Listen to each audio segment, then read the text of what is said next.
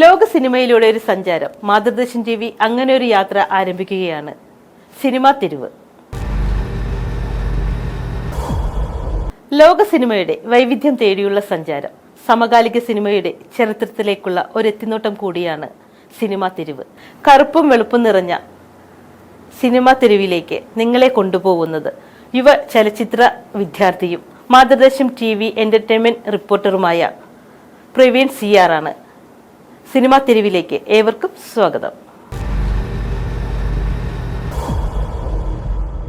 ഉറക്കത്തിൽ നിന്ന് നെട്ടിയുണർന്നവൻ ചുറ്റും നോക്കിയപ്പോൾ ആ വീട്ടിൽ ഇരുട്ട് മാത്രം.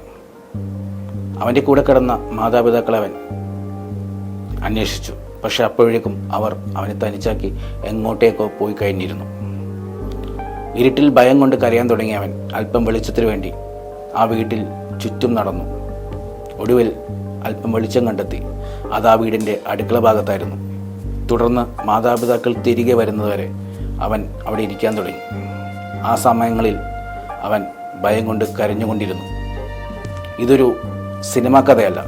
ഇത് ലോക സിനിമയിൽ ഭയത്തിൻ്റെ സൗന്ദര്യശാസ്ത്രം പ്രേക്ഷകരുമായി പങ്കുവച്ച ആൽബർട്ട് ഹിച്ച്കോക്ക് എന്ന വിഖ്യാത സംവിധായകൻ്റെ ജീവിതത്തിലുണ്ടായ ഒരു അനുഭവമാണ്. പിന്നീട് അദ്ദേഹം ഒരു വലിയ സംവിധായകനായപ്പോൾ അദ്ദേഹത്തിൻ്റെ ജീവിതത്തിലുടനീളം പിന്തുടർന്ന ഭയത്തെ അദ്ദേഹത്തിൻ്റെ സിനിമയിലൂടെ പ്രേക്ഷകരുടെ മുന്നിൽ എത്തിക്കാൻ തുടങ്ങി. തിരശ്ശീലയിൽ ഭയത്തിൻ്റെ കഥ പറഞ്ഞ 1960 ഇറങ്ങിയ ആൽബർട്ട് ഹിച്ച്കോക്കിൻ്റെ സൈക്കോ എന്ന സിനിമയെക്കുറിച്ചാണ് നമ്മളിവിടെ സംസാരിക്കാൻ പോകുന്നത്.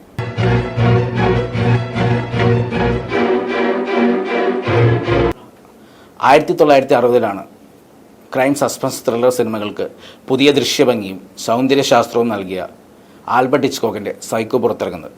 റോബർട്ട് ബ്ലഞ്ച് എന്ന നോവലിസ്റ്റിൻ്റെ നോവലിനെ ആസ്പദമാക്കിയാണ് ആൽബർട്ട് ഹിച്ച്കോക്ക് അദ്ദേഹത്തിൻ്റെ ഇഷ്ടവിഷയമായ ഭയത്തെ പ്രേക്ഷകരിലേക്ക് എത്തിച്ചത്. മേരിയൻ ക്രെയിൻ എന്ന പെൺകുട്ടി അവളുടെ കാമുകനുമായി ഒളിച്ചോടാൻ അവൾ ജോലി ചെയ്യുന്ന സ്ഥാപനത്തിൽ നിന്നും $40,000 മോഷ്ടിക്കുന്നു. ശേഷം കാമുകനെ കാണുന്നതിന് വേണ്ടി അവൾ ഒരു മോട്ടലിൽ താമസിക്കുന്നു. ആ രാത്രി അവിടുത്തെ ഷവറിൽ കുളിച്ചുകൊണ്ടിരിക്കുമ്പോൾ ഒരു സ്ത്രീരൂപം വന്ന് അവളെ ക്രൂരമായി കൊലപ്പെടുത്തുന്നു. ആ സ്ത്രീരൂപം സത്യത്തിൽ അവൾ താമസിച്ച മോട്ടലിൻ്റെ ഉടമസ്ഥനായ നോർമൻ്റേത് തന്നെയായിരുന്നു. അവൻ്റെ അമ്മയുടെ വേഷത്തിൽ വന്ന് അവളെ ക്രൂരമായി കൊലപ്പെടുത്തുകയായിരുന്നു. ഹിച്ച്കോക്ക് എന്ന സംവിധായകൻ ഒരു മനഃശാസ്ത്രജ്ഞൻ്റെ ഉൾക്കാഴ്ചയോടുകൂടിയാണ് സൈക്കോ എന്ന സിനിമയെ സമീപിച്ചത്. നോർമൻ എന്ന യുവാവിൻ്റെ അച്ഛൻ്റെ മരണശേഷം അവനാകെ കൂട്ടുണ്ടായിരുന്നത് അമ്മ മാത്രമായിരുന്നു. എന്നാൽ അമ്മ മറ്റൊരാളെ വിവാഹം കഴിക്കുന്നു. അതോടുകൂടി അവൻ അമ്മയോട് ദേഷ്യമുണ്ടാകുന്നു. ഒടുവിൽ അവൻ്റെ അമ്മയെയും അവൻ്റെ രണ്ടാം അച്ഛനെയും ക്രൂരമായി കൊലപ്പെടുത്തുന്നു. ശേഷം അവൻ്റെ അമ്മയുടെ ഡെഡ് ബോഡി അവൻ്റെ വീട്ടിൽ സൂക്ഷിക്കുന്നു. അവന് അമ്മയോട് സ്നേഹവും അസൂയയും കലർന്ന ഒരു വികാരമാണ്.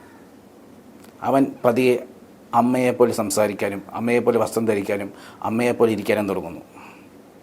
പതിയെ പതിയെ അവൻ 2 വ്യക്തിത്വമായി മാറുന്നു. പാതി അമ്മയും പാതി അവനും. ചിലപ്പോഴൊക്കെ അവൻ പൂർണ്ണമായും അമ്മയായി മാറാറുണ്ട്.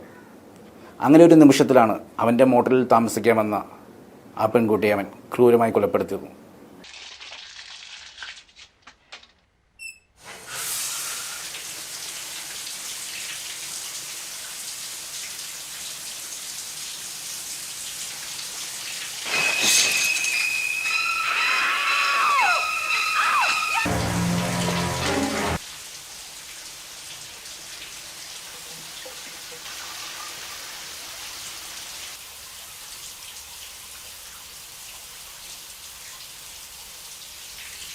ലോക സിനിമയിൽ തന്നെ ഷവർ സീൻ എന്നറിയപ്പെടുന്ന ഈ കൊലപാതക രംഗം ക്യാമറ ആംഗിളുകൾ കൊണ്ടും ബെർണാഡ് ഹെർമൻ എന്ന സംഗീത സംവിധായകൻ്റെ അലറുന്ന രീതിയിലുള്ള വയലിൻ പശ്ചാത്തലം കൊണ്ടും ഇന്നും കാഴ്ചയിൽ ഗംഭീരമാണ്.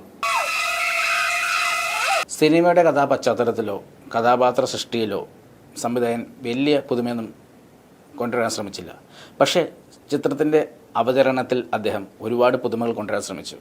അതിൻ്റെ ഭാഗമാണ് അന്നോളം നായകൻ്റെ ഒപ്പം സിനിമയുടെ അവസാനം വരെ നായിക എന്ന സങ്കല്പത്തെ മാറ്റിമറിച്ചത്. ഈ സിനിമയിൽ നായിക സിനിമയുടെ പകുതിയാകുമ്പോഴേക്കും കൊല്ലപ്പെടുന്നു. പിന്നീട് ഒരു ഫ്ലാഷ് ബാക്ക് സീനിൽ പോലും വരുന്നില്ല. അതുപോലെ തന്നെ ഇതിൻ്റെ സംഗീതം, ക്യാമറ ആംഗുകൾ എല്ലാം ഇന്നും ഏതൊരു പുതിയ സിനിമാ വിദ്യാർത്ഥികൾക്ക് പഠന വിഷയമാക്കാവുന്നതാണ്. കണ്ടിട്ടില്ലെങ്കിൽ കാണാൻ ശ്രമിക്കുക. സൈക്കോ ഇന്നും കാഴ്ചയിൽ ഭയപ്പെടുത്തും. മറ്റൊരു ക്ലാസിക് സിനിമയുമായി സിനിമാ തെരുവിൽ വീണ്ടും നമുക്ക് കണ്ടുമുട്ടാം.